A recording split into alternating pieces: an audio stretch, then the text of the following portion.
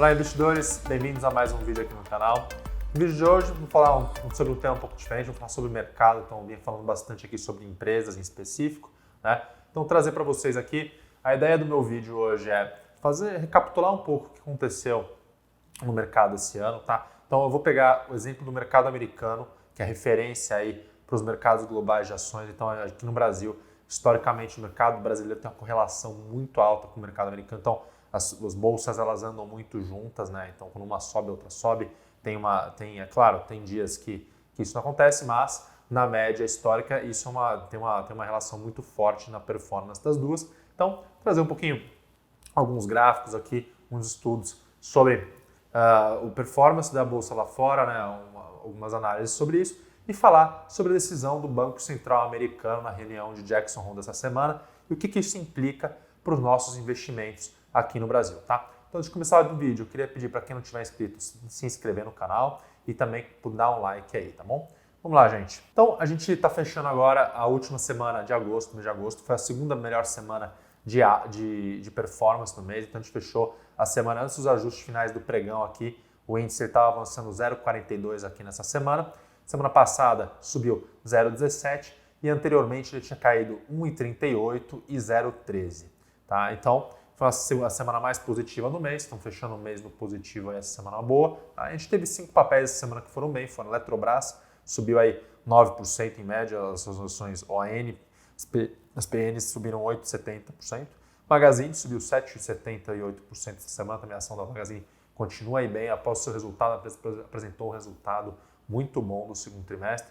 Essa semana saiu mais uma aquisição da Magazine, uma empresa de software as a service, né? Uma empresa de PDV, de ponto de venda. Então, quando você vai no restaurante, por exemplo, e tem no caixa, eles, em geral, as empresas têm um software de ponto de venda, onde elas fazem ali o pedido, imputam o pedido do cliente, faz a comunicação com o sistema de emissão de nota fiscal. Em geral, se for no caso do restaurante, aquele pedido sai do computador do atendente, vai para a cozinha, emite uma notinha ali para o atendente poder preparar o pedido, né? E isso está conectado com um sistema de gestão da empresa ali. Então a Magazine ela comprou uma empresa desse tipo, então ela agregando ali para o seu portfólio de soluções que ela oferece para os seus vendedores, uma aquisição interessante de Magazine, a empresa continua performando bem. Tivemos a Intermédica indo bem também e a Gol, foram aí as 4 maiores altas da semana, tá? A gente teve aí as maiores perdas, foram aqui na Estácio e Dux, né? Então ela caiu 14,33%, ela tinha apresentado o resultado do seu segundo trimestre. Nós escrevemos na Levante News com isso sobre o resultado da Estácio, né? Então o resultado que veio negativo, aí a empresa com certas dificuldades nesse ambiente. Então a Braskem foi outra ação que caiu essa semana também, caiu 10%. Então Cogna caindo 8,23% e a IRB também caindo 7,70% nessa semana. Tá? A IRB continua aí sofrendo seu papel após as fraudes que ela apresentou recentemente. Tá? Então o papel continua performando mal. Por último, a JBS também. Tá? A JBS aqui pode ter ligação no específico, um pouco o dólar se enfraqueceu, então o real ganhou uma certa força frente ao dólar, pode ter afetado os papéis da JBS nessa semana também.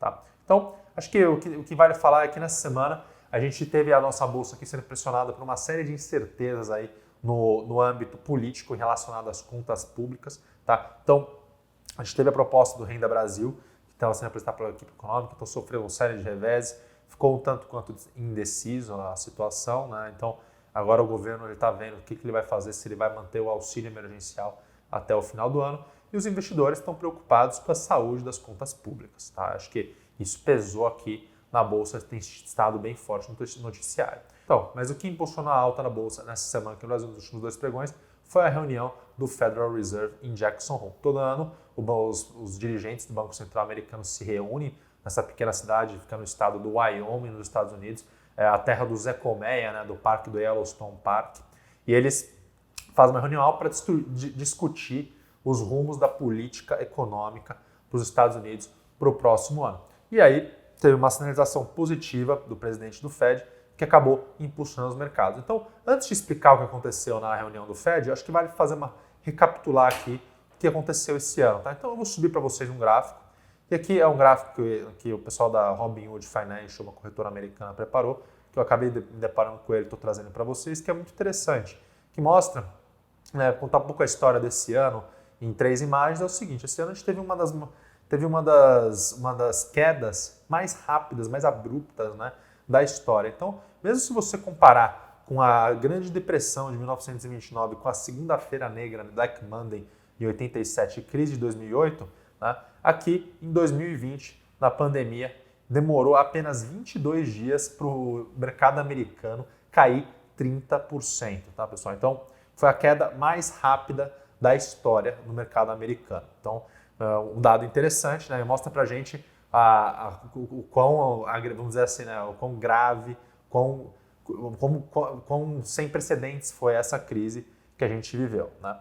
E aí o segundo gráfico interessante para mostrar para vocês aqui é a taxa do T-bill, tá? Então o T-bill é o título de um mês, perdão, aqui eu estou mostrando para vocês aqui o T-bill de um mês. É como se fosse uma letra do Tesouro Nacional de um mês, é o título mais seguro de curto prazo do Tesouro Americano, comparado aqui com uma letra do Tesouro Nacional. E, como vocês podem ver, a taxa de juros que esse título passou a pagar saiu ali, né? Estava na faixa de 1,5% ao ano, chegou a zero e chegou no meado de março a bater de ficar negativa. Então os investidores eles estavam com tanto medo, eles queriam tanto se desfazer das suas ações e outros ativos de risco, que eles estavam dispostos a perder dinheiro, né? Então a colocar $1.000 ali num título do Tesouro Americano e receber de volta menos que $1.000 depois de um certo período, só para não ter os outros ativos de risco que iam cair,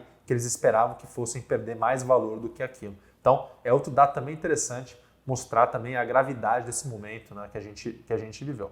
Aí, o último gráfico, que é também interessante aqui, mostrando é a taxa de juros básica dos Estados Unidos. Tá? Então isso aqui, o Fed Funds, é o equivalente à nossa taxa Selic, a meta de taxa de juros dos Estados Unidos. Vocês também podem ver, ela estava ali no meio de 2019, chegou a bater quase 2,5%. Então, desde 2016, o mercado financeiro sempre estava de olho para essa taxa do Fed americano, porque a economia dos Estados Unidos estava acelerando, estava indo bem, né? E o Fed ele foi subindo gradualmente a sua taxa de juros para tentar não deixar a inflação subir, né? Então, o Banco Central americanos segue o regime de metas de inflação, o mesmo regime que a gente segue aqui no Brasil, tá? E o mandato dele é para não deixar a inflação sair de controle. Então, quando a economia está acelerando e a inflação acaba vindo junto, em geral, né? Então você tem uma economia aquecida,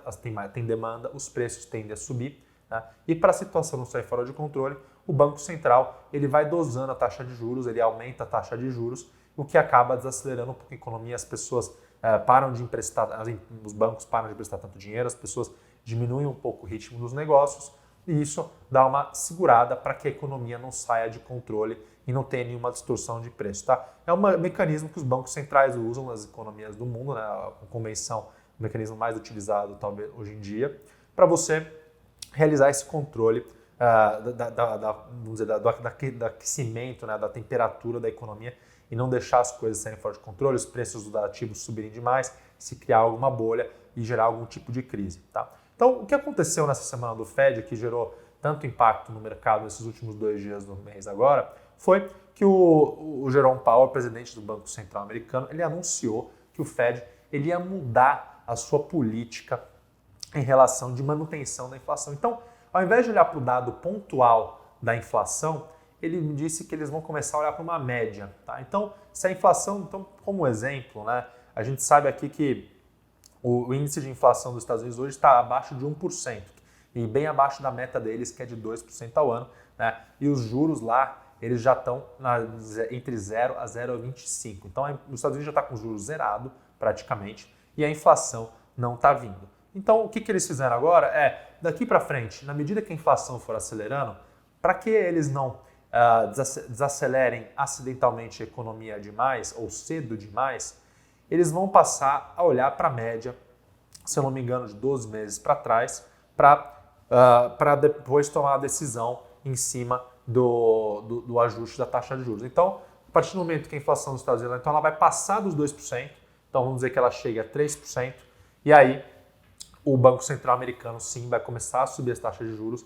Dessa maneira, ele cria um tempo, né, uma janela temporal entre o momento em que ele conseguiu gerar crescimento e o momento que ele faz o ajuste na taxa, assim, não acabando com aquele potencial de crescimento, não desacelerando a economia tão cedo. Porque a grande preocupação do Banco Central americano nesse momento é que eles viram na pandemia 40 milhões de pessoas pedindo seus auxílios de desemprego, né? Então, e a economia em recessão, tanto nos Estados Unidos quanto no resto do mundo. E eles falaram, olha, o juro já está a 0% ao ano, como é que a gente vai fazer? Se a gente não conseguir acelerar novamente a economia, a gente fica sem instrumentos para trabalhar, né? Então, uma das principais maneiras que eles têm para fazer isso, eles já fizeram um pacote, o governo americano já deu um pacote de 2,2 trilhões de dólares de estímulo para a economia americana, né? Então, se mesmo assim, se com esse pacote, com os juros baixos, eles não conseguirem acelerar a economia, eles vão ter um problema.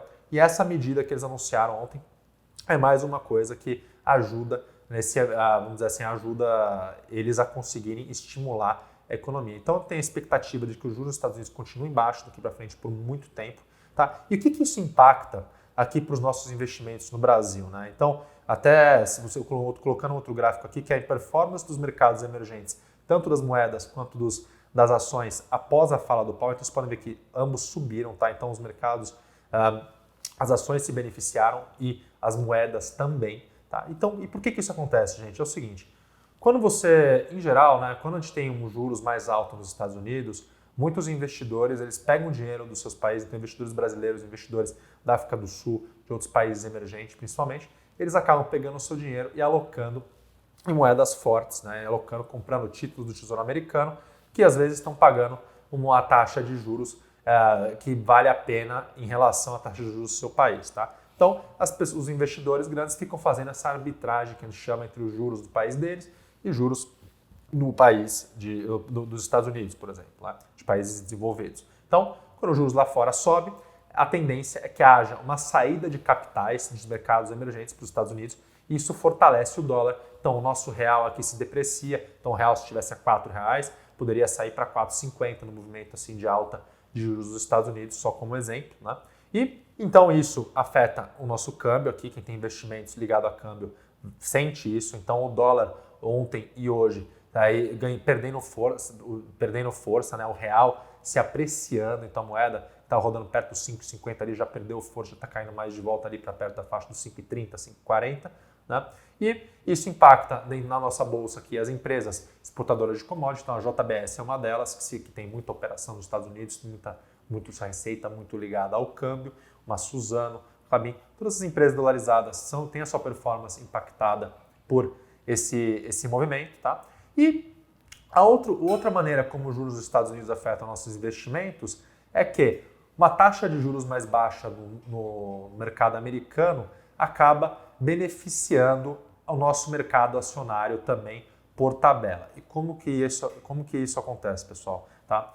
Os investidores grandes, dos grandes bancos, investidores institucionais, na hora de definir as suas taxas de desconto, que eles vão fazer o desconto do seu fluxo de caixa, em geral, eles acabam usando as taxas do título norte-americano como referência. Tá? Então, e toda vez que a taxa cai, a taxa de desconto desses investidores diminui e eles acabam vendo mais potencial de valorização para as empresas. Tá? Então, como a gente no Brasil, a gente também está com uma taxa de juros muito baixa, né? Esse ambiente norte-americano, o ambiente de juros nos Estados Unidos, ele permite que a nossa taxa de juros também fique baixa, porque acontece que quando você tem uma taxa de juros lá fora muito alta e a nossa está muito baixa, você vai ter muita fuga de capital do Brasil para os Estados Unidos, por exemplo, e o nosso real vai se depreciar muito, né? Então, se a gente tivesse hoje os juros dos Estados Unidos a 5%, como exemplo, nosso juros real, nosso juros nominal, né, a Selic aqui a 2%, a gente podia ver o nosso câmbio explodindo, chegando aí, quem sabe, a R$6 por dólar, coisa do tipo, porque os investidores iam colocar o seu dinheiro lá fora, que iam falar, putz, vale a pena eu investir, ao invés de investir no Tesouro Nacional Brasileiro, vou investir no Tesouro Americano. Além de ser mais seguro, eu tenho uma rentabilidade melhor. Então, os investidores estão toda hora fazendo essa conta, tanto para o título de renda fixa, quanto para as ações, né? E como os investidores muitas vezes hoje já são globais, quando você tem esses movimentos de juros baixos no mundo inteiro, acaba que as ações no mundo inteiro se beneficiam. Tá, gente? Então,